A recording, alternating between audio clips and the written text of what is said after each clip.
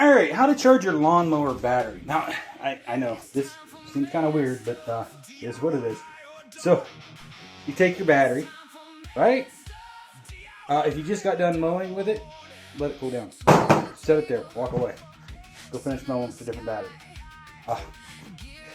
But then once it's cooled down, once it's fine, you take your little battery charger and you slide this right on here, right in there like that.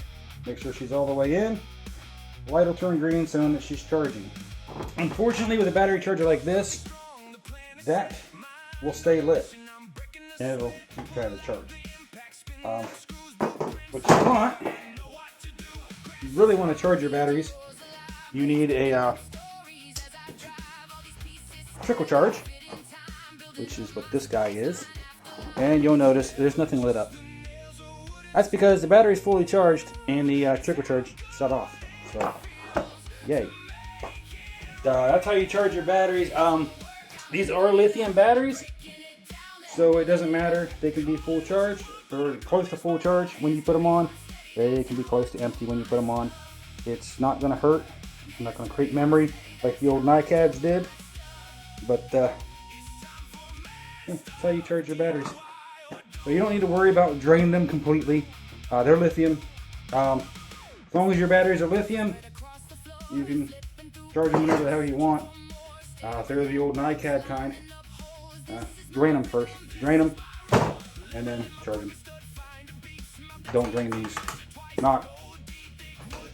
Drain it far enough for the tool to stop working, but don't purposely drain it further than that. Alright, let's show you how to connect your lawnmower battery here.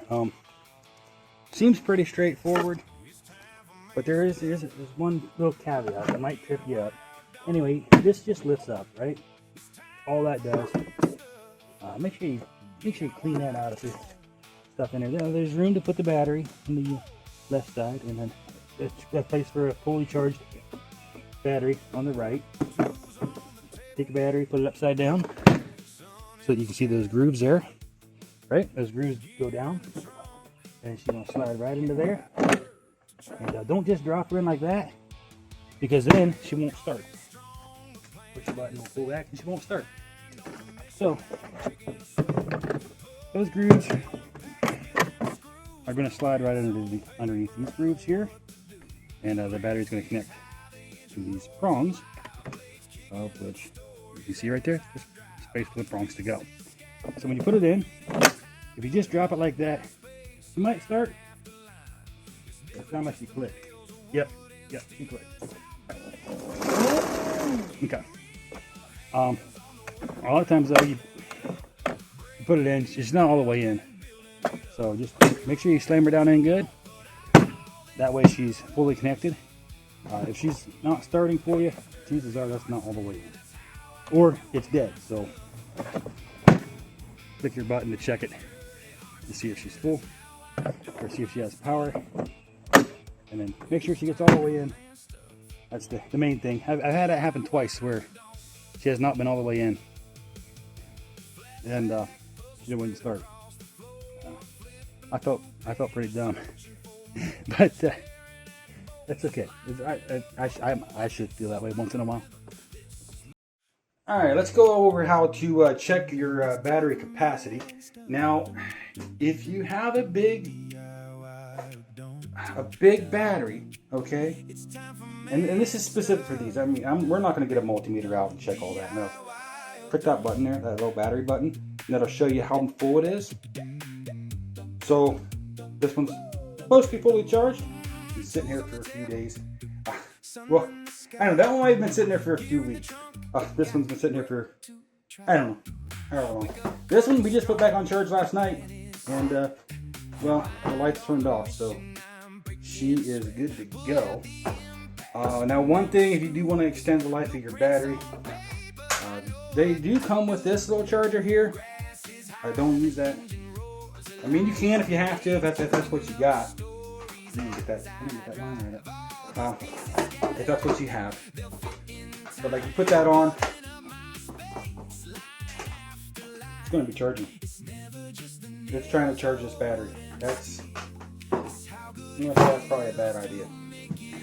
So what Hart did is they And most tool companies, not just specifically Hart, get a trickle charger. That way, she will turn off whenever it's fully charged. And let's answer.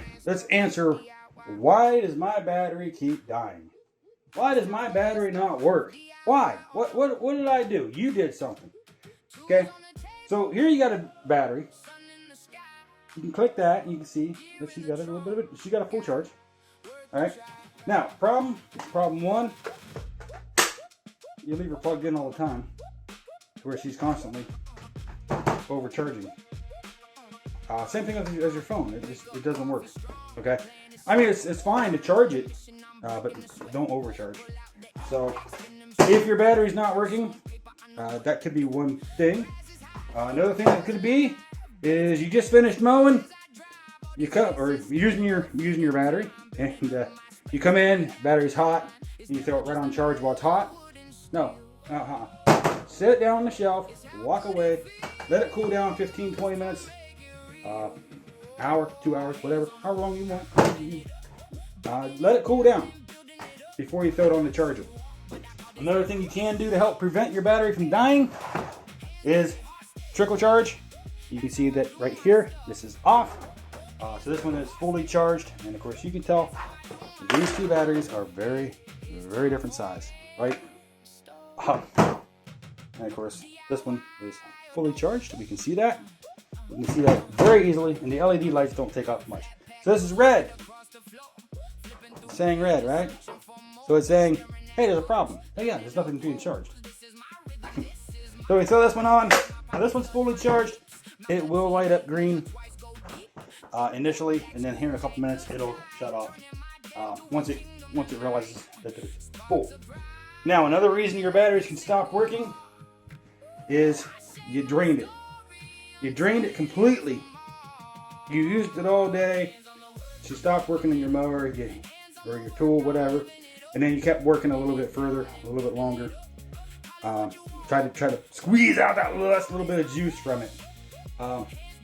Once these deplete, there's a circuit board in there that can shut off.